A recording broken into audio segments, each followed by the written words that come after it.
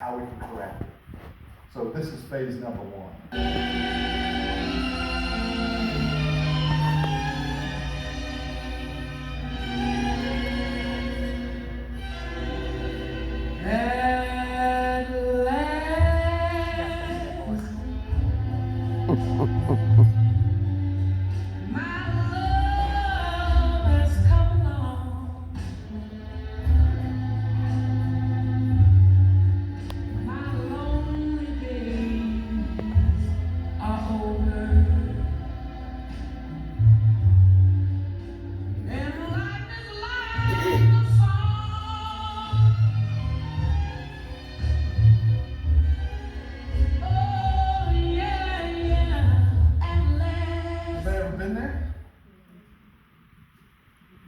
Got a job.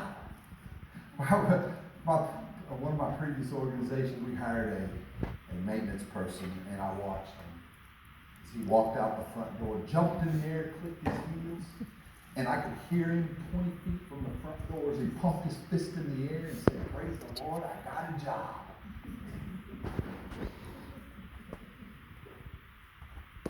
He wasn't there in a couple of years.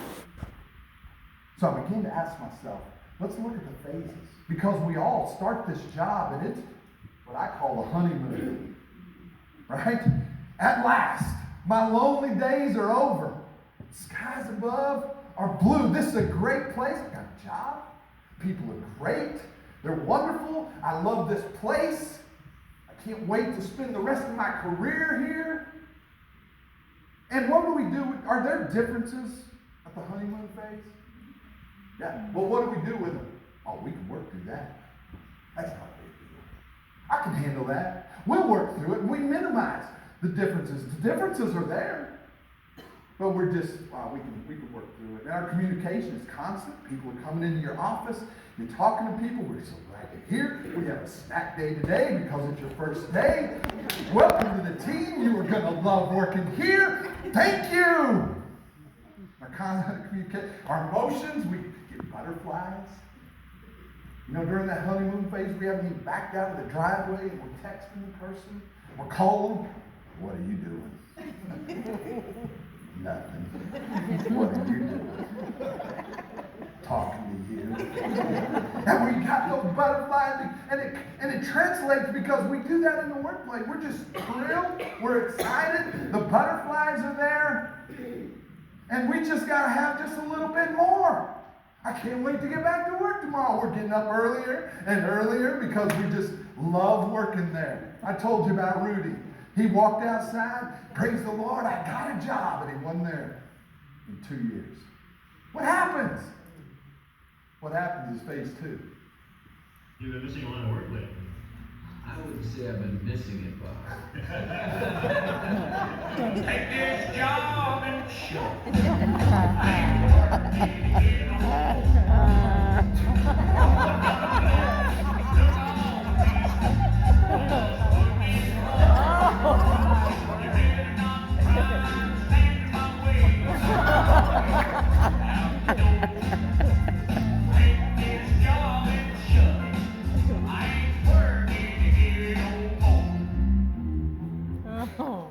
What happens?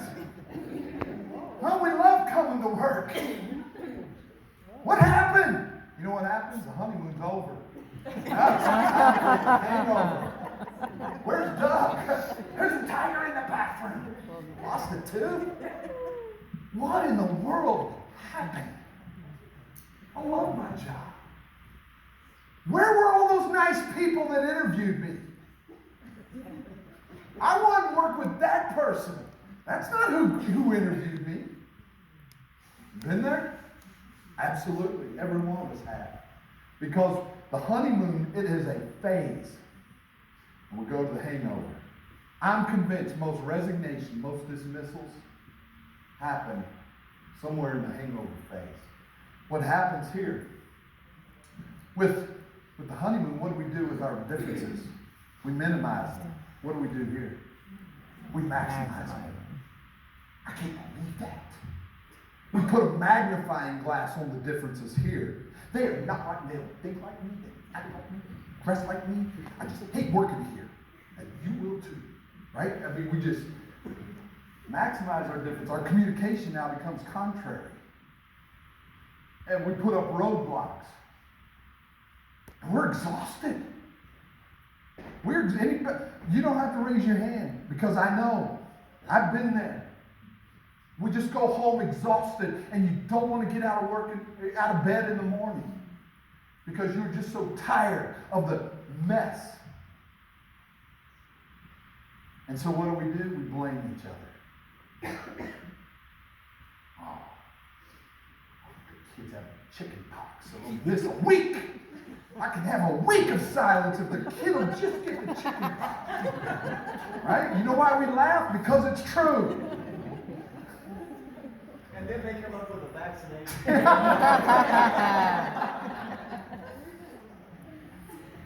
But we blame each other. We have this big bed of drama. We have this stage of drama called the workplace where we all want to blame each other. And I can do a whole session on drama. But we need to leave drama to Hollywood. And we need to ditch the drama. And stop blaming each other. Because this is a phase. This is the honeymoon. This is the hangover. We went through the honeymoon. And here, our motivation is gone. I don't want to talk to anybody. I don't want to go to work. I don't want to see anybody. Just leave me alone and let me do my job. Before it's, I can't wait to get back. See the difference? And I'm convinced most people will resign, retire, or be dismissed when they're in this phase. What if we could press through? Because there's 3 more phases. There's 3 other phases. But oftentimes, we keep going between the first and the second. And I want to show you how you can survive and how you can make it to the next phase. Phase 3.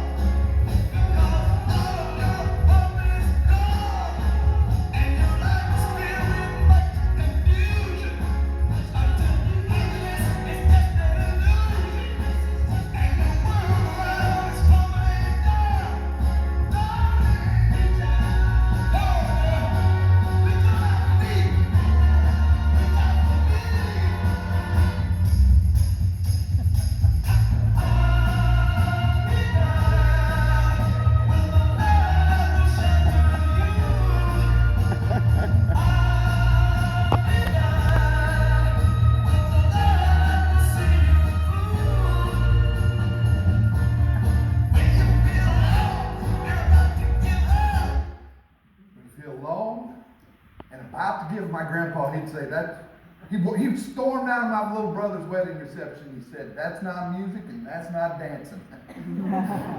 He would appreciate that song.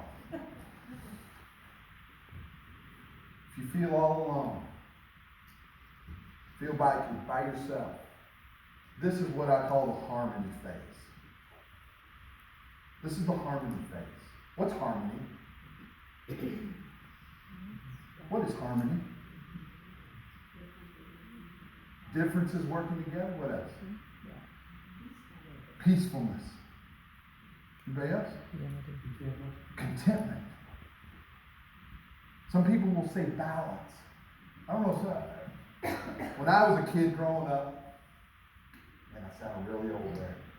Why are you looking at me? Taking piano lessons was not optional in our home. It was mandatory. Anybody have to take piano lessons? I had to take piano lessons. We moved from far corner of southwest Missouri up to kind of north central Missouri. My mom was thrilled because I got to take piano lessons from a lady who learned from John Thompson. Anybody have those red piano books, John Thompson books? Absolutely. My piano teacher was in her 80s. And she had taken from John Thompson, the master. She had cats everywhere. Her house stunk. I could be running the scales and flicking fleas off. But I got to take from somebody who took from John Thompson. And what I learned is that there are notes on the right end of the piano that are real high and tinny. And then there are some down to the left that are low, and by themselves they may not sound real great. But what you can do is you can create harmony when you put all those different sounds and different shaped notes and different colored notes. When you put all of them together, it makes beautiful music. And that's harmony. But a lot of people won't press through the hangover to get to harmony. What happens at the harmony phase is we learn to manage our differences. At first, we were maximized. Then we said, oh, I'm going to minimize them. But now we're going to learn to manage how we're different. How can I manage that? We talked about that in the first session. Secondly, our communication is now, it's not just contrary, but it's collaborative. We're working together. We're going to talk with each other. We're going to learn through this. And our emotions become engaged. Engaged. I was excited. Then I became exhausted. But now I'm going to start getting engaged a little bit and understand this is not the sum total. And here, I'm going to bear with you. I'm going to put up with it. I can put up with it, right? And then my motivation is to list. What do I mean, list? Zig Ziglar was getting ready to go on the stage one time. Lady stopped him. She said, Mr. Ziglar, I'm getting ready to quit my job tomorrow morning. I'm turning in my resignation. You've got 10 minutes to convince me why I shouldn't quit my job. He said, well, what do you like about your job? She said, nothing. That's why I'm quitting tomorrow morning. He said, do they pay you? She said, yeah. He said, does the check clear? She said, yeah. He goes, number one, write it down. I get paid. He said, you get benefits? She said, yeah, they're not very good. But he said, number two, there's benefits. You get vacation? Yep. Number three. And he said, within 10 minutes, she had a list of 26 things that she liked about her job. She saw him 10 years later. And she said, Mr. Ziglar, 10 years ago, you convinced me why I should not quit my job. I'm still there, and I've never been happier. Because I listed what I do like. There's always options. There are always options. And we have to figure out, what do I like about my job? There's a lot of things about my job that I like. And again, our default is often to the darkness or to the negative. This is the harmony phase. And if we can get to harmony, get through harmony, we might get to this phase. This song's got over 1 billion views on YouTube.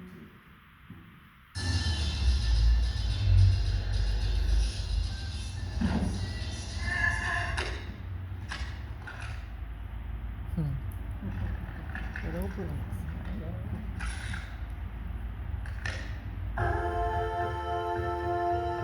Sean loves Bruno.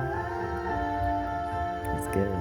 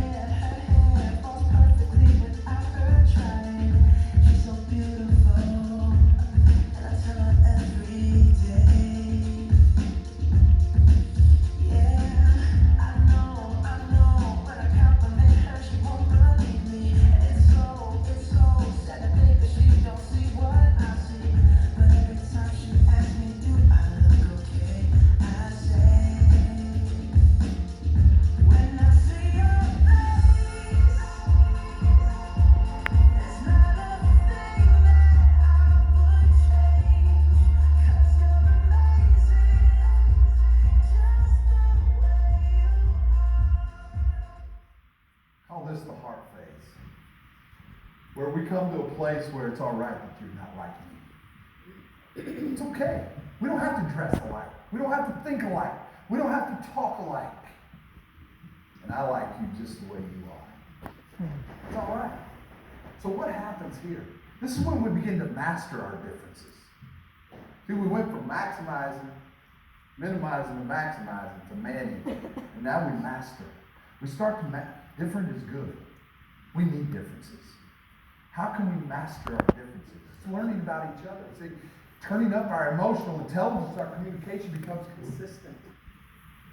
We understand what we're going to get from that person because we stuck through from the honeymoon to the hangover to harmony, and I understand what kind of communication I'm going to receive from that person. And our emotions, now we can become enthusiastic. It's controlling what we can control. Enthusiasm. And we create a great bond, and this is where our emotions, it's going to last. We can stick this thing through.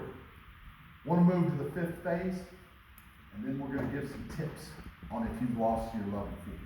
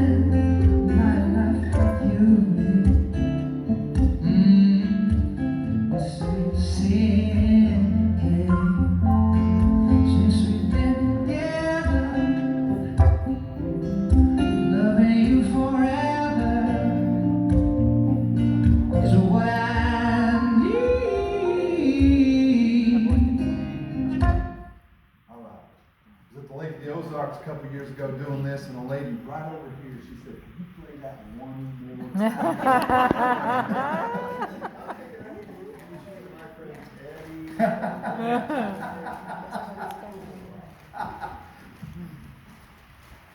Place where we can say, you know what, we're going to stay together. I know we're different. I know we've got different styles. I know we've had some rough patches. So what's it mean? This is where our differences motivate us. Okay, now we've gotten past managing, maximizing, minimizing, mastering. Now differences, because I see differences now in others, and I'm like motivated, like, man, I need more of that in my life. See, I have a blended family. I told you I have 4 daughters, from the age 22 to 31. And we blended that family when they were 12 to 21. How many know you don't just call, hey, I don't like that term blended, because what's a blender do? I mean, you just pour everything into it, you push the button, and everything's wonderful, tastes great, beautiful. How many know you pour 4 girls, 12 to 21? You don't just touch a button and everything tastes wonderful. Mm-hmm.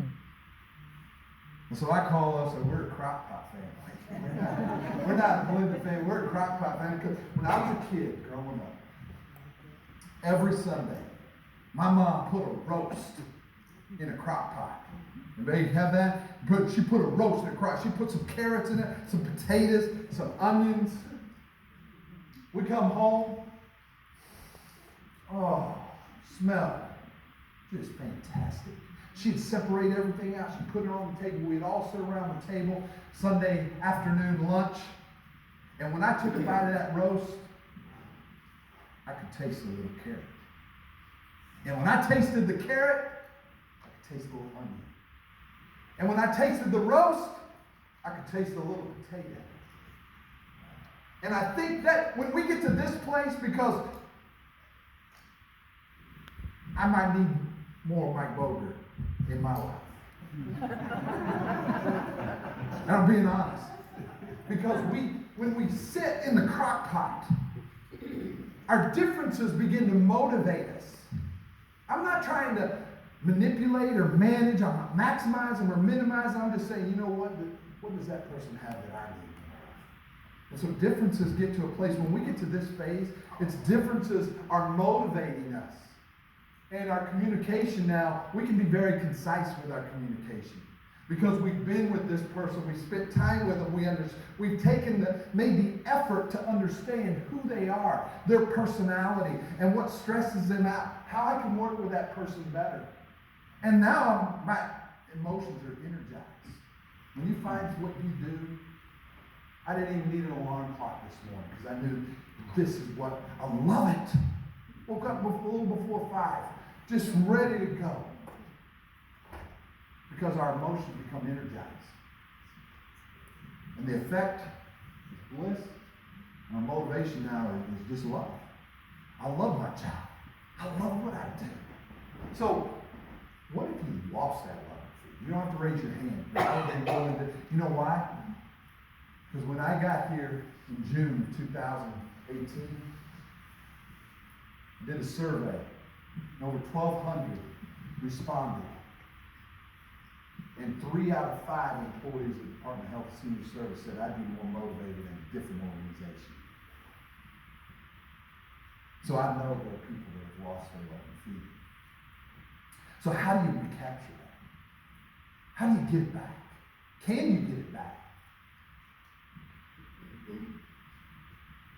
I want you to understand something about this. There are mornings, I've been through all phases by 9:30. This is not just, I hit this stage and I'm at this next stage and I'll be here for life. No, I experience sometimes all 5 of these stages within a period of about 40 minutes. I mean, if we're honest, I'm ready to poke somebody's eyes out by 8. This morning I was, before I got over here. So I understand that we're going to experience all these, but the key is, do I recognize that? Do I have the awareness to recognize that? And do I have the fortitude, the perseverance, and the patience to push through it? And what can I do? What are my triggers, and how can I affect that? So how do you rediscover your passion? Sometimes we have to hit the reset button. And that doesn't mean you have to go to another organization. It just simply means I'm going to reset. It might be a vacation. Anybody ever call ITSD? Hey, you know, I ask that question. Whenever I ask that question, you know what response I get? The same response that I just got everywhere. And what is often the first question to you? Have you turned it off and turned it back on? Are you freaking kidding me? I told you to fix it. And you know what makes it even matter? It usually works. An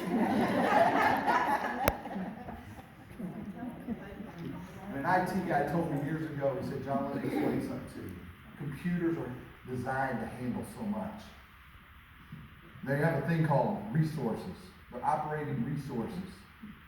And when you've exhausted all those operating resources, it's designed to shut down.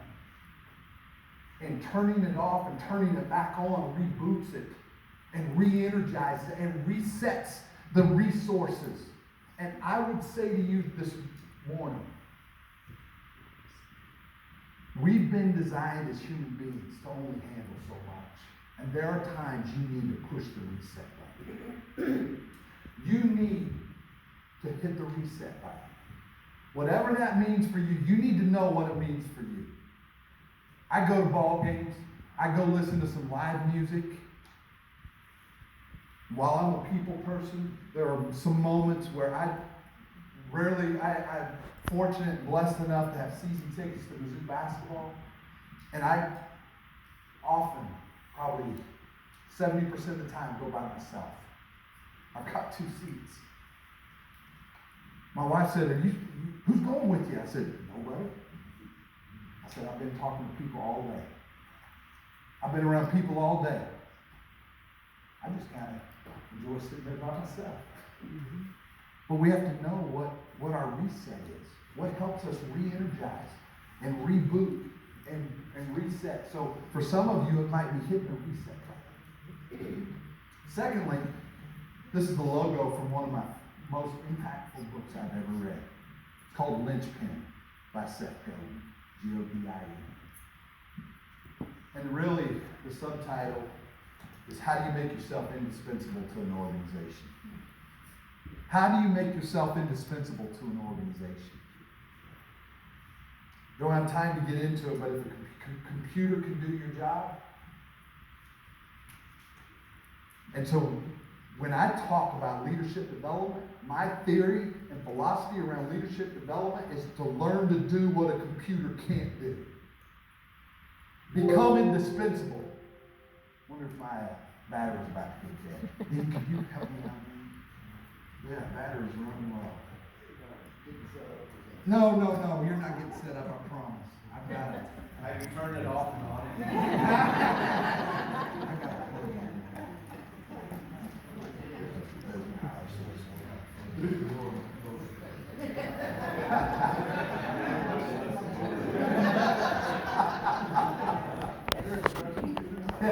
it. But making yourself indispensable, so for leadership development, a computer doesn't have an ethical compass. The computer can't network. The computer doesn't have relationship skills. So you want to become indispensable, learn to do what a computer can't do. Learn to give great customer service. Front story on the St. Louis Post-Dispatch the day before yesterday, you may have seen it, was about the chat box. Okay? The computer can't have empathy. So learn to do what a computer can't do. Make yourself indispensable. And if you don't like your job, I'm going to give you a real good tip here. I ask people all the time, you want out of a job you don't like? Oh yeah. Let me give you a quick illustration and answer to that.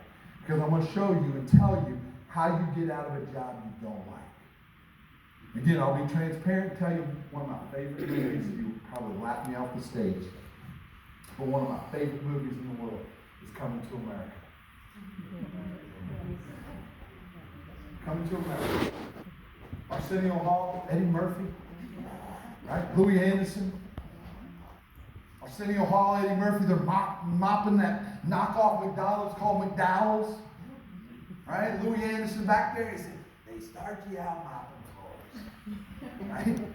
And if you're good, you're the front counter. Or fries. And if you're good at fries, then you'll be the front counter. If you're good at the front counter, then you'll be the management. And that's when the big bucks start rolling in.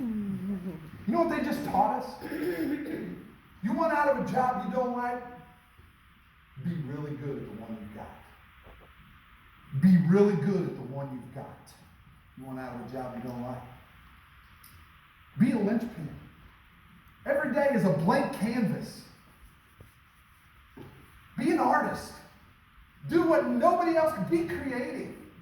Be that linchpin. I saw a street artist, a street graffiti artist. He's a very successful public speaker now.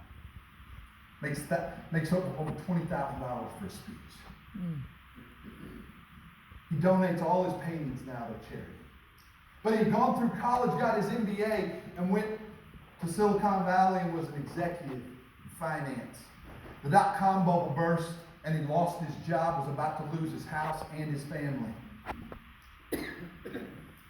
Said he laid in the living room floor trying to figure out what he was going to do. And he said, what do you really love doing? What's your passion? And it was art. And he began to look inside himself and say, well, why don't you draw anymore? Why don't you paint? And he identified a spot back in the third grade when the third grade teacher said, you're not very artistic. And he stopped drawing. He's written a book called Unthink. He's also written a book called The Grind. And should remember the second part, The Spark and the Grind. I didn't want to leave you with just the grind. It's the spark and the grind. About where our dreams and our work intersect. And it's not just dreaming, but we also have to do. And it's the intersection of our dreams and doing. I watched him, he does these paintings. You can look, Eric Wall is his name, W-A-H-L is his last name, E-R-I-K. He did this painting, upside down, of Einstein. He was doing it upside, nobody knew what he was doing, but then when he turns it up, it's this phenomenal painting of Einstein. And then he says, how many artists are in the house? 600 HR professionals, not one hand went up, as you can imagine. We just saw him do this in less than 3 minutes. He said, it's funny, because if I go to a high school, there'd be 3 or 4 hands. But if I went to a preschool and said, how many artists are in the house? Every hand in the room would go up. Then he asked, at what age? At what age does that creativity get sucked out of us? And I would ask you this morning, at what age did your creativity get sucked out of you? Because you are all artists. We have to find what we can do and be an artist. Every day is a blank canvas. Be a linchpin. Make yourself indispensable to your organization, and to those you come into contact with. Next is to be aware of your brand. How do you rediscover your passion? What's your brand? Some of you may need to rebrand. I mean, we see these logos and something goes through our mind about these different brands. With the swoosh, it's just do it. With Starbucks, I think it should be $4 or $5. I mean, something $8 or something goes through our mind when we see these different logos. Did you realize that when you walk through the door, something goes through everyone in the room's mind? Because you have a brand. What does your brand say about you? What's your smile say? What's the way you interact with people? What is your logo? A few years ago, I was working in St. Louis on a regular basis. I was there on a Friday. Some people from the organization said, John, what's wrong? And I said, nothing, I'm good. They said, you sure? I said, yeah, I'm just tired, working a lot. I said, all right. I was there the next Friday. Another group in St. Louis, they said, John, what's wrong? I said, nothing. They said, you sure? I said, positive. Just a lot of long hours, traveling, working. Just a lot on my mind. I said, okay. I was there the next week. They said, John, what's wrong? I said, wait a second. Let's take a time out. This is my 3rd week in a row that I've been here. Every week I've been asked what's wrong. So tell me what's up. And a brave soul in the back of the room, right back by where Richard's sitting. He said, John, you've worked for this organization for 10 years. You have a brand. And we've come to expect something when you walk into the room, and the last 2 weeks we haven't gotten it. I said, Gerald, I appreciate that. And I went home that Friday night, and that whole weekend I spent rebranding. Because sometimes rediscovering your passion, what's your brand saying about you? When you walk in the room, what goes through people's minds? Do I even know what goes through people's minds? I have a pretty good idea a lot of the time. Right? But I have to be aware of that. And sometimes I have to rebrand. So to increase my effectiveness. The last thing, if you want to rediscover your passion, you have to understand what kind of legacy you want to leave. What do you want to leave behind? I don't see